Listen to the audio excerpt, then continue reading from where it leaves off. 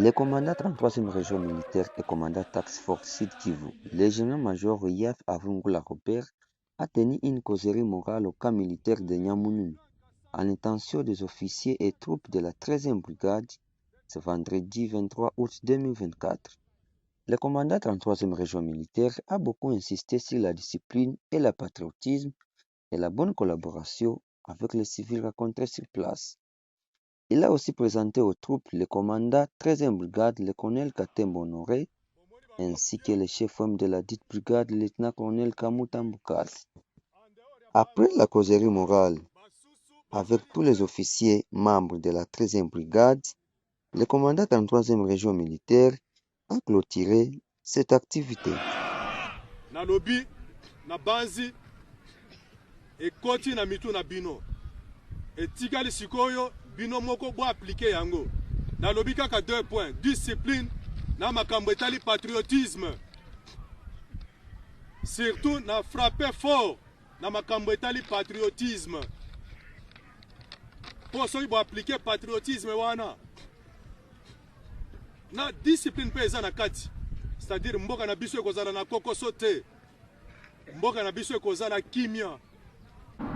La 13e brigade makambo ekende tout droit. Makambo ya bilinga toboyi yango.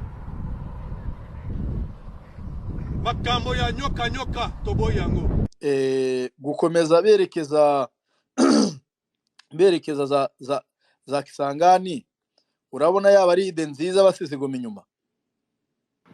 Okay, sinomenye igituma basiga Goma inyuma, ariko Goma ntaco kivuze kuri none kubera ko kiriya cercle, ariko kandi ziriya nzira kugenda bagafata Butembo, bafashe Butembo na Beni, ndibaza kuko Kinshasa nta rindi jambo izovuga izoja mu mishikirano. Hariya haba hari inzira ihita imanuka izinyura za, iyo ufashe muri Butembo uzunyura ahantu baza bita ngo ni za Njiyapanda, Bafwasende, za Njiyapanda, Mangurujipa, ukinjira ishamba aho ngaho ugahura n'umuhanda uturuka za Bunia, uzumanuka uturuka za Komando Mambasa, ukinjira muri Bafwasende. Iyo ugeze muri centre ya Bafwasende na Kisangani, ni umuhanda wa kaburimbo ni birometero 250. Ni kimwe no kuva Kisangani uja Warikare, no kimwe no kuva Kisangani uja muri Rubutu, uvuye Rubutu ugera muri Warikare, wava muri Warikare ukinjira muri Masisi. Rero ibamaze gukata uwo muhanda, no kuvuga ngo akarere kose ko muri province orientale yerekera muri Kisangani bo bamaze kuyifunga. Nta kintu ushobora gisigayemo. Hazo hasigaye ibarabara rizamuka rishobora gusubira muri za Iziro, rizamuka ryerekeza uruhande rwa ruguru ruzoja muri Central Africa. Cyangwe bagasura gakata bagasigariya amashamba bakayasiga iburyo yerekeza za Beni Bunia, ariya bakayasiga yuko arimo ADF, rimwe n'abasirikare b'Ubugande n'ibindi byenda bagasigaho. Ariko bamaze gukata uwo muhanda zaba birangiye. Naho Goma ntacivuze. Ubu nyine ko baregereza hano barikera muri za Kalehe. Muri Kalehe nibigira imbere gato yane bashaka bijire muri park ya Kauzi Biega. Bazofunga umuhanda uturuka Bunyakiri uza winjira muri Kauzi Biega, uzuseruka kandi ukegera hano ku kibuga c'indege. Nubwo batofata ikibuga c'indege bakaba bakiretse, baba bafunze n'ubundi bagafungira Bukavu ikabisigaranye ibarabara rimwe gusa rituruka muri Uvira muri Ngomo, cyangwe ibarabara rindi ryerekeza urundi ruhande. Ni ukuvuga ngo bazaba bamaze gufata ibice birenze urugero, nubwo boreka ibibuga by'indege bakareka n'imijyi, ibintu byose byamaze kurangira. None uri kubivuga hiki ku ntare zigenda ibirometero 150 ku munsi birwana, uri kubona hasigaye iki? Nta rugamba rugihare, erega urugamba rwarangiriye ntuze Kanyabayonga.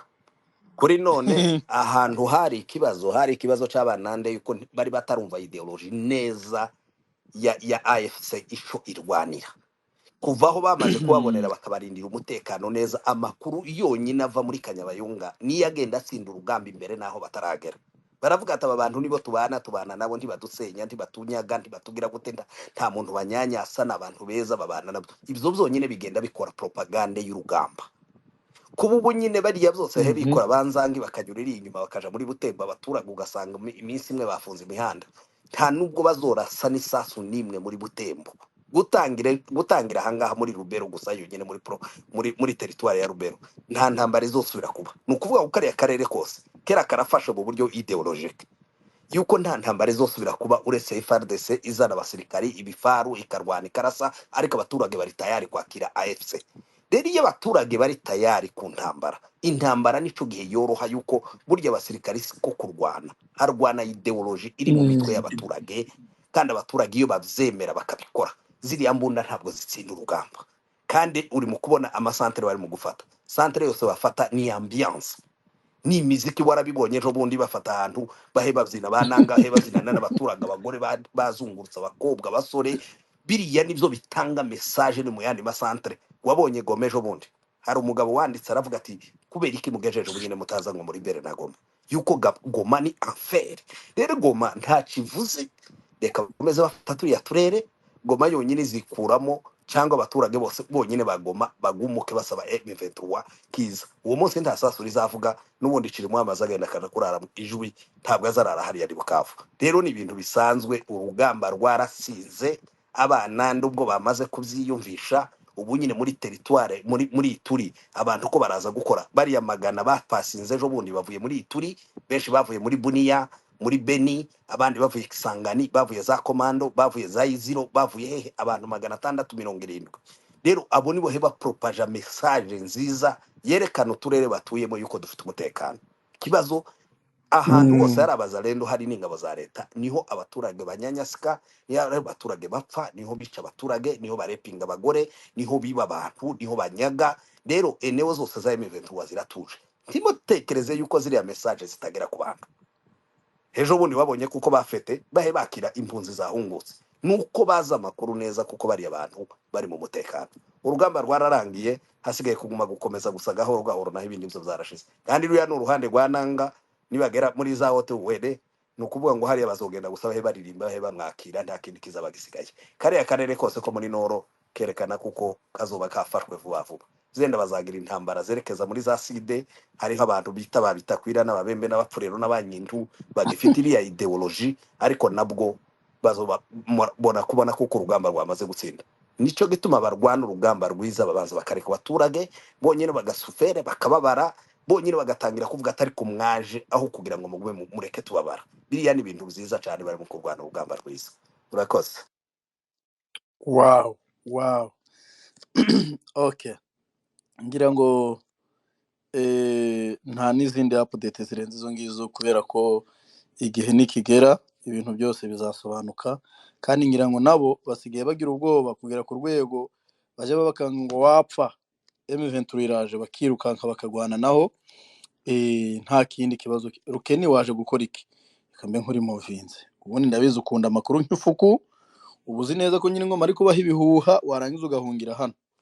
Oya, nta makuru yanjye nguha, mugende mwicwe n'agahindiyo hirya. Hanyuma ngira ngo nibyo ngibyo, ariko ikindi kintu nababwira nuko kugeza uyu munsi, kugeza muri aya masegonda, intare ziryamiye amajanja kandi zimeze neza. Ikindi cya kabiri mugomba kumenya nuko ubu ngubu nyuma y'aba officier, abasuza officier 670 bapasinze ejo bundi, ubu dufite abandi bariyo 1250 bongeye baza kujoininga igisirikare. Rero abo ngabo nabakeya nabazwi, abo nabo mvuze nyine nabo mvuze, ariko benshi hariya barahari kandi ni benshi. Rero Gisegeti urabeshya wowe utwita abanyamahanga, turaje tugupfunyikire tuguhe ibyawe ewana, tuguhe ibyawe kabisa. Ngira ngo iyindi nkuru ni inkuru y'abasadek bongerewe imbaraga, cyangwa se MONUSCO yongerewe imbaraga igashyiramo, baje gusaba ko Kenya yinjira mu mirwano, yinjira mu ngabo za MONUSCO.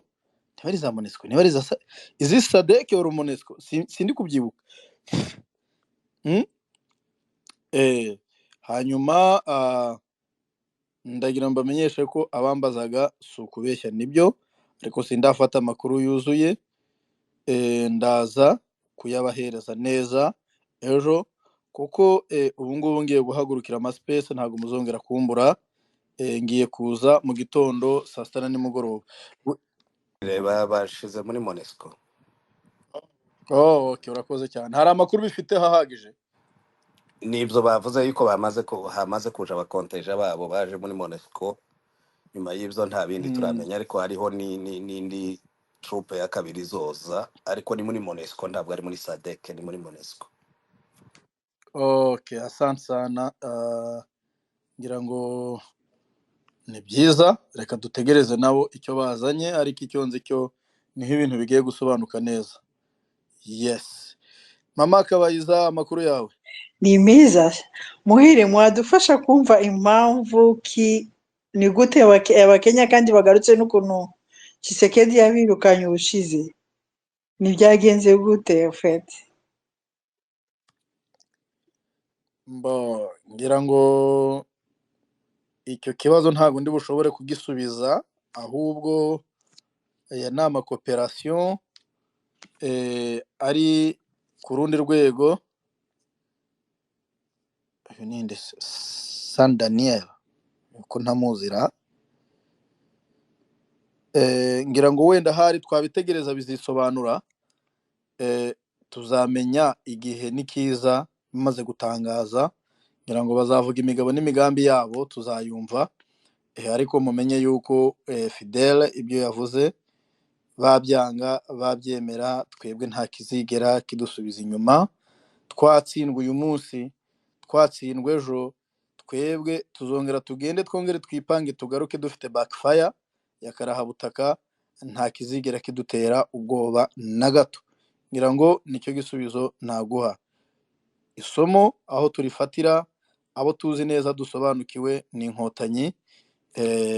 Igihe babaga bataraba inkotanyi bitwa inyenzi, inshuro nyinshi batsinzwe, inshuro nyinshi bakubiswe, inshuro abaturutse Burundi, inshuro nyinshi bakubiswe, kugeza abana batoya bari bakiri batoya bafashwe uruhembe rw'imbere, baza bitwa inkotanyi z'amarere, hanyuma babohora igihugu. Uyu munsi barakenjoyinga. Natwe rero nuko nguko bimeze, kandi igihe cyarageze cyo gutahuka. Impunzi zacu ziri gutahuka, ziri kuza. Ubwo ziri kuza rero, natwe tugomba gukora uko dushoboye. Tugomba gukora uko dushoboye. San Daniel, fata ijambo, mbonye uzamuka. Amakuru yawe? Amakuru ni meza.